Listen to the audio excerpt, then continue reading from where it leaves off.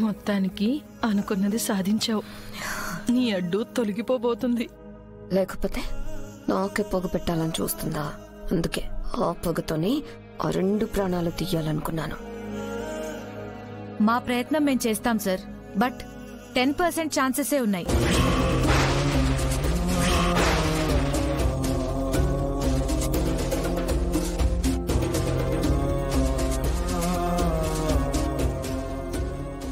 లేదు డాక్టర్, లేదు. ఎలాగైనా నా బిడ్డను బ్రతికించండి. ఇది వరకే నా పెద్ద కూతురు చనిపోయింది.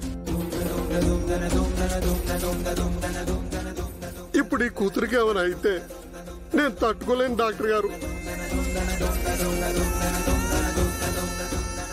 ఆ కూతురు దారి ఈ కూతురు దారి ముసలోడా, నువ్వు ఎంత ఏడ్చి ముత్తుకున్నా అది బ్రతకదు.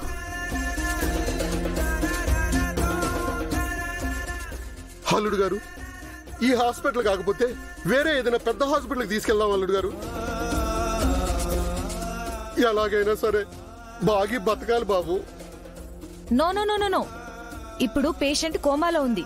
కదిలిస్తే ప్రాణాలకే ప్రమాదం. ఈ హాస్పిటల్ గేట్ దాటే లోపే ఆవిడ చనిపోవచ్చు.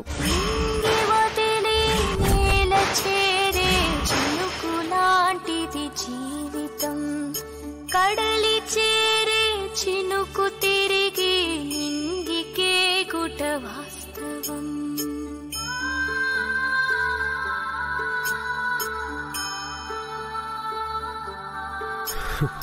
భూమిని తాకిన బాబు గారు, చిగురై చిగురు మొగ్గై పూయునో, ఆ పువ్వు తప్పక దేవదేవుని పదము చేరుట తథ్యము. గగన వీధిన తేలిపోకుమా, అవనిపై చిరునవ్వై పూయవే మేఘమా. నింగి వదిలి నేల చేరే చినుకు లాంటిది జీవితం. కడలి చేరే చినుకు తిరిగి నింగికే గుట వాస్తవం.